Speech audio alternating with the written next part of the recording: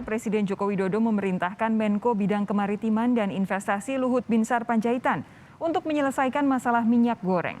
Menko Luhut pun berencana mengaudit seluruh perusahaan sawit untuk menstabilkan harga minyak goreng curah.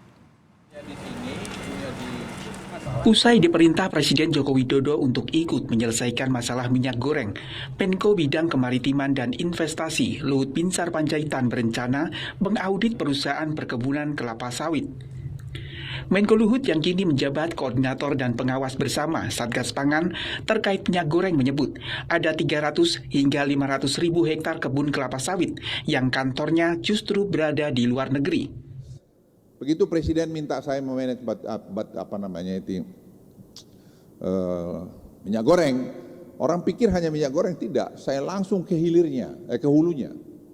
Semua, Anda sudah baca di media, semua kelapa sawit itu harus kita audit supaya kita tahu luasnya berapa, plasmanya berapa, yieldnya berapa, kemudian produksinya berapa, dan kemudian di mana headquarternya.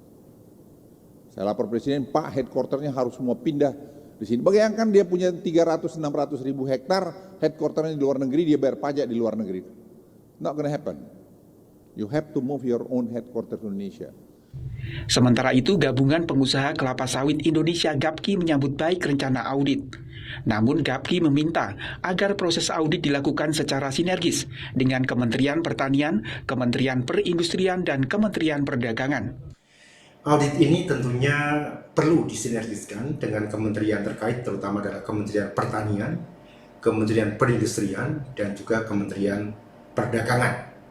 Kami sangat mengharapkan audit ini dapat segera dilaksanakan sehingga persoalan minyak goreng dapat segera diselesaikan dan semua rantai pasok dari hulu sampai hilir bisa beroperasi secara normal kembali.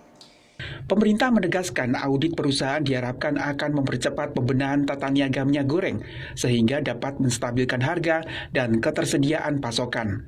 Tim Liputan Kompas TV.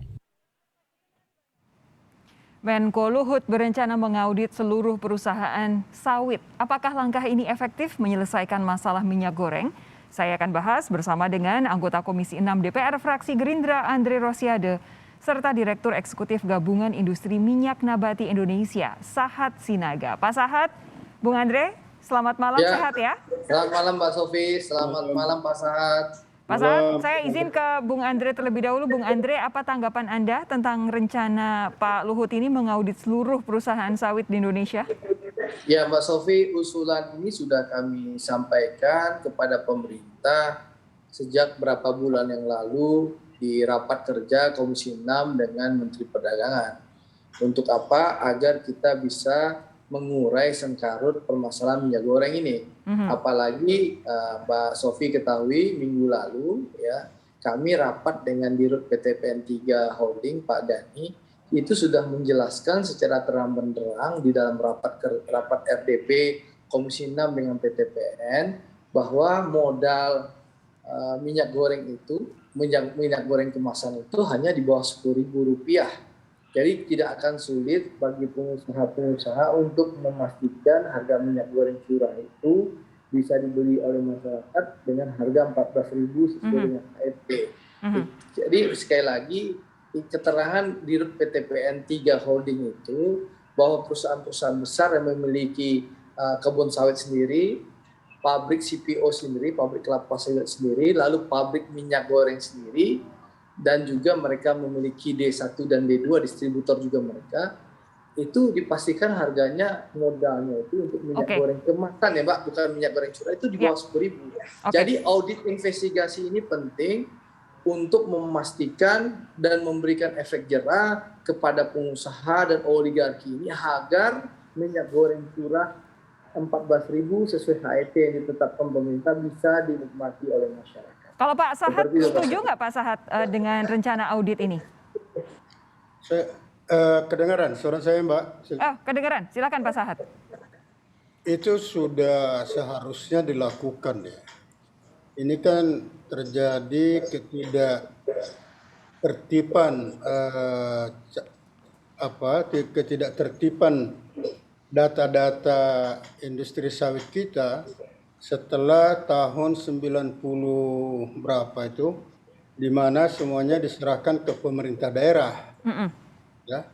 Dulu itu semua terkoordinasi, setiap perubahan baik kepemilikan, misalnya dari PMDN menjadi PMA, kemudian perluasan dan lain, semua itu ada di Kementerian Pertanian. Oke. Tapi setelah reformasi, semua itu berada di kabupaten atau kota. Dan setelah itu nggak jelas lagi perubahannya apa.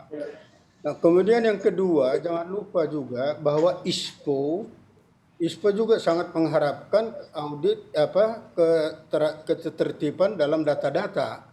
Nah, inilah yang selama ini kita nggak punya, tidak ada satu badan yang centralized mengetahui ini, sehingga kalau mau membuat suatu program, misalnya program replanting milik para petani sawit, tahu sebetulnya berapa sih produktivitasnya, berapa sih luas lahan mereka, berapa lahan petani itu yang masih ada di kawasan hutan dan lain-lain. Jadi banyak sekali informasi. Jadi kita itu mendukung betul supaya ini mulai ditertibkan. Karena jangan lupa billion dollar bisnis daripada persawitan ini. Tapi Pak Sahat, begini, kalau dari auditnya sendiri memang perlu. Yang jadi pertanyaan adalah karena ini Pak Jokowi meminta Pak Luhut untuk memastikan mengurai permasalahan harga minyak goreng. Apakah dengan cara audit seperti ini nantinya akan efektif untuk pada akhirnya memastikan bahwa tidak ada kisruh harga minyak goreng seperti yang dialami masyarakat beberapa waktu lalu? Itu akan dengan mudah dikerjakan. Karena kita tahu persis sumbernya, misalnya PTP, seluruh produksi kalian 1,2 juta ton masukkan ke dalam negeri, tidak boleh kalian lepas keluar, misalnya gitu. Dan PT ini kan bisa dikoordinir. Toh minyak sawit kita untuk minyak goreng cuma 10% dari total produksi nasional. It's not a big deal sebetulnya. Tapi dengan data-data yang lengkap, itu bisa diorganize, kamu A, B, C, tugaskan ini. Saya mau beralih ke Bung Andre. Kalau Bung Andre melihat, ini kan tadi Pak Sahat sudah bilang bahwa memang perlu ada audit, ini sudah waktunya. Lalu kemudian nanti pada akhirnya juga bisa menyelesaikan berbagai macam permasalahan tentang sawit.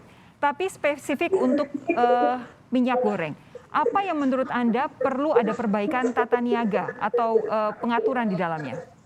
Begini Mbak, pemerintah kan per 23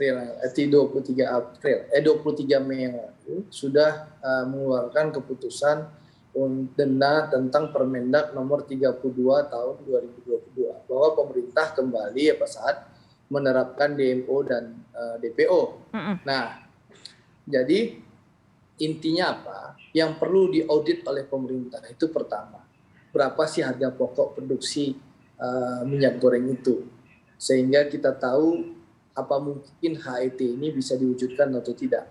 Nah, kalau mendengarkan keterangan Dirut PT PN 3 Holding, kan harga minyak goreng dalam kemasan itu modalnya di bawah 10.000. Wah, jadi kalau 14.000 masuk akal. Nah, tapi untuk fair, kita lakukan audit investigasi.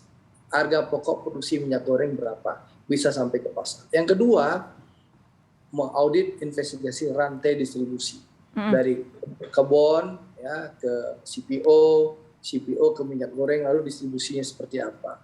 Lalu kenapa dulu ada kelangkaan atau tidak. Nah, itu bisa diaudit investigasi. Apakah ada permainan, karena kan mohon maaf ya, oligarki itu menguasai dari kebun, pabrik CPO, pabrik minyak goreng, sampai distribusi D1, D2 pun mereka juga yang bisa. Mereka bisa mengendalikan ini bisa langka atau tidak, itu mereka itu bisa audit. Saya sangat optimis karena itu dari bulan-bulan awal tahun 2022 saya sudah meminta pemerintah melakukan audit investigasi ini dengan BPK atau BPKP. Silahkan pemerintah putuskan yang mana.